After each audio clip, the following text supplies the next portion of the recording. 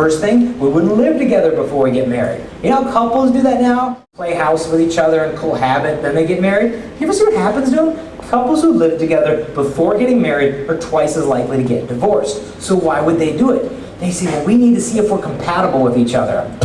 Trust me on this one. If you're a guy and she's a girl, that settles it. You are not compatible. I was in marriage, man. I knew we weren't compatible 1 week into marriage. We back from a honeymoon. I walk in my bedroom. She has 13 pillows on my bed. I'm like, dude, what is this? And she's like, oh, they're throw pillows. I'm like, all right, whatever. Pillows are cool. I go to get on the bed. She's like, oh, you can't touch the pillows. I'm like, what do you mean I can't touch pillows? She goes, they're throw pillows. I'm like, what does that mean? She goes, oh, that means you put them on the floor when you get on the bed. I'm like, why? Am I sleeping on the floor? She goes, no, you're on the bed, but the pillows go on the floor when you get on the bed. I'm like, what is that?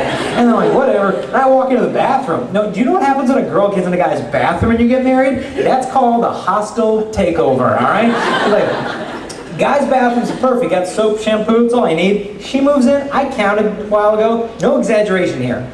24 different bottles of things in our shower. She's got like pumice foot polish. She has like kneecap remover. She has like, she's got this body wash. It says exfoliating body wash with raspberry melon, apricot guava, like pork chop, applesauce, like salad dressing.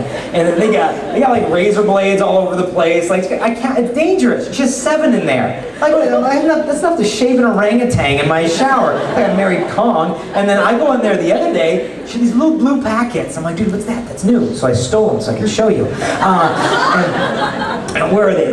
They're sitting in here. Here we go. The first one she had was sweet orange spearmint sugar scrub skin softening body polish. And there's like granite in here. It's like for torture. And then this one, it said lemon sage body butter. And I'm like, dude, what do they do with that? And there's instructions. I'm like, sweet, I'm gonna find out how to use body butter. It's instructions for use. After showering, we suggest a skin softening scrub with Bliss Labs lemon peel or sudsing up with lemon sage soapy sap or a large lemon soap slab. Massage a generous amount of lemon sage body butter into the skin.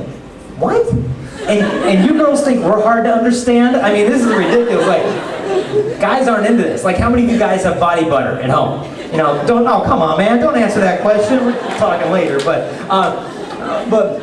the point of this is that in marriage, you're not going to be compatible. And that's because girls are weird and guys are entirely normal, but that's obvious. But the fact is, you're not going to be compatible. But that's part of marriage. Guess what? Deal with it and sacrifice. How am I supposed to know how to do that? Chastity. It's like you get married, sacrifice, dude, nothing new. We've been doing it for each other for years. So first thing, we didn't shack up. Second thing, we didn't sleep together before we got married. If I had sex with Kristalina, even when we were engaged, think about it. I'd be lying to her. Because my body would be saying one thing. I have given myself completely to you. I'm all yours. But if I'm not her husband, the embrace is a lie, even if my intentions are good. A movie came out a while ago called Vanilla Sky. And in it, Tom Cruise had sex with Cameron Diaz. And afterwards, she said to him, don't you know when you make love to a woman, your body makes a promise to her, whether you do or not. And the promise of sex is, I am all yours. But if they're not married, it isn't true. And some guys will tell me, well, what if it's not like that? Some cheap one-night stand, some hookup, you're drunk, you're pressuring her. What if you really care about her? You can see yourselves together forever.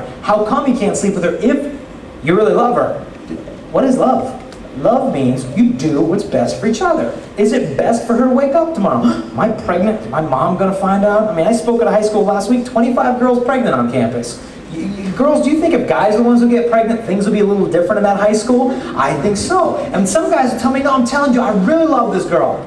If a guy loves a girl who we sleep with, how come if they're in bed together at her house and her dad comes home, the guy will jump out of like a 5-story window rather than face the dad. If he really loves her, I think he should stay in bed with her. Really, no kidding. Let's say they're in bed together at her house and her dad comes home. You know, let's say from a hunting trip, okay? And didn't get to shoot anything yet. And they're sitting there in the bed, and the girlfriend looks out the window, and she sees her dad's truck. And you know, she freaks out. Ah! It's my dad. He has a gun. Quick, you need to hide. The boyfriend calmly should look at her and say, hide? Don't be silly. You know, I've always wanted to show your dad how much I love his daughter. I think this would be a perfect opportunity to surprise him with that information.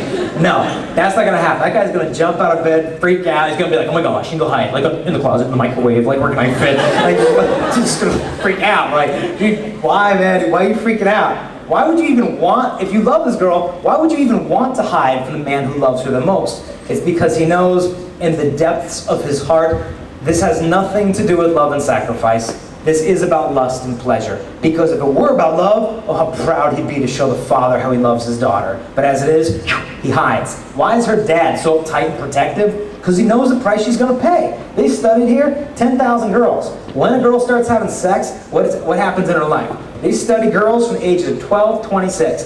They found if a girl starts having sex when she's 12, that's like 7th grade, those girls on average go on to sleep with about 21 different guys in her life. If she starts having sex as an 8th grader or a freshman, she'll probably have 14 sexual partners. Sophomore, junior at 8, senior at 7, numbers go down according to how long she waits for sex. But the sooner she starts, unless she turns her life around, she's more likely to have more breakups, STDs, out-of-wedlock pregnancy, become a single mom, have a divorce, live under the poverty level, have an abortion, be depressed. This thing just goes on and on. So the longer girls wait, the happier they're going to be. And this doesn't mean if you're not a virgin, you're going to have some miserable life. Dude, my wife lost it, turned around, now she's happy. All this means is as a guy, how can I look at this and think I love a girl if I expose her to this? And with Crystal and I, this is not why we waited for marriage. You think we practice abstinence because of this? It's like, well, honey, I'm afraid of increasing your rates of living under the poverty level, honey. We can't do that. You know, it's like, no. I mean, the reason we waited, it's simple. It's because I love her, and love can wait to give. But lust can't wait to get.